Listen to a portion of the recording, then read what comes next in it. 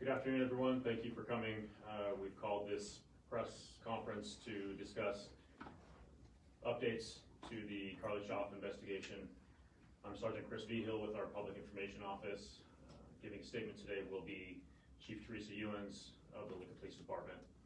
We will allow for a few questions following her statement. I give you Teresa Ewens. Good afternoon. I want to thank everyone for being here on such short notice. The purpose of the press conference is to announce the forthcoming arrests of Joseph Barraza and Rachel Pogler. As you already know, Carly Schaaf was reported missing on May 19, 2021. Family and friends of Carly Schaaf indicated that no one had seen or spoken with Carly since May 17. During this investigation, it was determined that personal items had been left in Carly's home that were unusual for her to leave behind. Due to this suspicious circumstances, an investigation into Carly's disappearance began. I want to extend my gratitude to the media and outlets that covered Carly's disappearance initially in an effort to locate her. Early on in this investigation, details emerged to suggest that Joseph Barraza may have been in contact with Carly Schaaf around the time she went missing. This, along with other investigative leads, were further examined. On June 4th, on an unrelated case, a federal search warrant was issued for the address of 830 South 10th Street, number 3. This was the home of Joseph Barraza and Rachel Pogler. The search warrant was served by members of the LPD SWAT team. During the subsequent search of the home, narcotics, a firearm, and additional evidence was seized. In this separate case, both subjects were charged with gun and narcotic violations and have been held in custody since that time. This lengthy investigation has been particularly difficult on Carly's family, and I want to say how grateful I am for their patience, cooperation, and perseverance through this trying time. I'd like to give the family and friends of Carly my heartfelt condolences for their loss. As many of you may know, this cannot be easy for them to hear this information, and moving forward will be even more difficult. I ask the media and the public to respect their privacy, but also support them in this process. Since the first report of Carly's disappearance, investigators conducted numerous interviews, analyzed large amounts of digital and forensic evidence, and pieced together a timeline of events. During this extensive investigation into Carly's disappearance, investigators obtained information that led to a search of the area around Pawnee Lake by Lincoln Police Department and Lancaster County Sheriff's Department personnel. On June 10th, investigators ultimately located what was later confirmed to be the body of 23-year-old Carly Schaaf. On June 11th, an autopsy was performed on Carly Schaaf's body. The pathologist later determined the manner of death to be a homicide. During this investigation, additional evidence revealed that Joseph Barraza had sexually assaulted 3 different women. Carly was found to be one of those victims. Due to the ongoing investigation, we cannot provide further comment or details of victim information. Joseph Barraza will be charged with first-degree murder, kidnapping, and 3 counts of first-degree sexual assault. Rachel Pogler is charged with kidnapping and accessory to first-degree murder. The earnest work of our responding officers during the initial disappearance report gave our investigative teams the ability to uncover these egregious crimes. Thank you to the LPD and LSO investigators for their tireless efforts on this case. I also want to thank Lancaster County Sheriff's Office for their coordination during the last several months, which resulted in the pending arrest of Joseph Barraza and Rachel Pogler. The efforts of this team provided the ability to seek answers and justice for the Schaaf family and other victims in this case. With that, I'll take questions that you may have, but I will tell you at this time, we will not be able to answer many of your questions.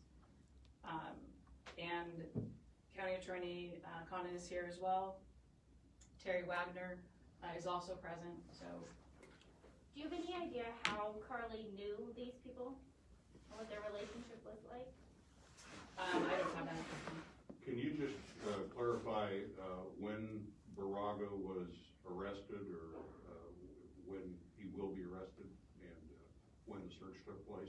He's in custody on the previous case, and that was in, I believe, June 4th.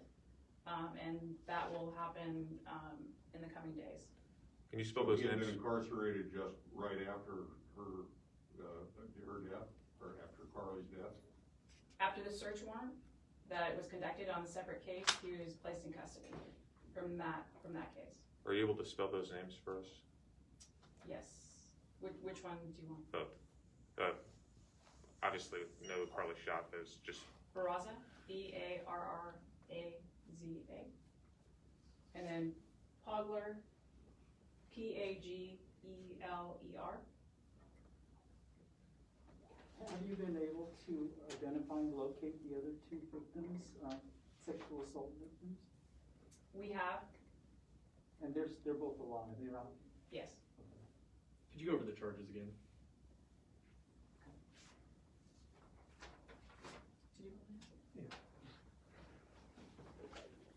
Did you Mr. Barraza has been charged with murder, kidnapping, and 3 counts of first-degree sexual assault.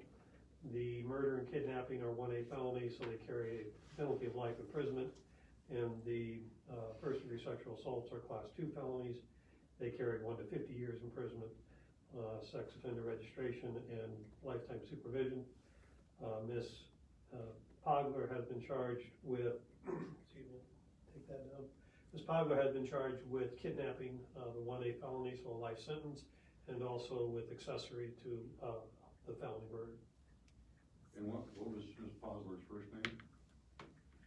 Rachel? Rachel, and it's P-O-S-L-E-R? P-A-G-E-L-E-R. Oh, P-A-G-E, okay. So this couple has been on radar since June. Just what has happened between then and now to lead up to these arrests? A lot of investigative work. I mean, you know, the work that's being done by our investigators and man them are in the hallway, it's tireless. They have to go through all the evidence in order to get to that finding where we can work with the county attorney to actually file these charges. So between then and now, we've done a lot of work having to do with this case. What was it that led you guys to them initially? I can't answer that right now. We know Carly Schaaf's death, and her death certificate said she had 2 different drugs, 1 allergy medicine and 1 meth, and she was suffocated. Do we know how that occurred yet, or are you not able to answer that? We can't answer that at this time. Can you reveal the location where she died? Not at this time. I mean, I'm sure all of you can understand that it is complicated. I mean, any of these investigations, especially with, you know, her being missing and then piecing together a timeline is really difficult. But getting all of these other details is even, it's a lot of time, a lot of work by our investigators. Same with do you have the exact date of her death yet, or the approximate date? We have the approximate date. Yeah, there's been an affidavit filed. We did file a complaint today, and affidavit and a warrant for their arrest. So that is in the court filings as we speak. So some of that information is contained therein. So I would just direct you to that. And what is the date? You know, I'll just direct you to that, and you can review that information. And just to give you a little idea of what, you know, kind of the process going forward, the warrant that we filed today, they are both being held on federal charges. So this warrant that we filed today will act as a detainer. So once they're completed with their federal matters, then they'll be brought here for these charges. I know you said you couldn't describe the relationship, but did she know these people beforehand? I would say yes. Was this a targeted attack or something random? Are you able to? Can't answer that right now. Do we know if she was dumped at the lake, or was that around where she was killed? Can't answer that right now. Do you know when the preliminary hearing will be for both of them? In all likelihood, I mean, once the federal matter is completed, that may take some time yet to get that completed, and then once that's completed and they're brought here, then we'll be looking to begin doing things like setting preliminary hearings. So is there anybody else that you believe could be involved in this? At this time, no.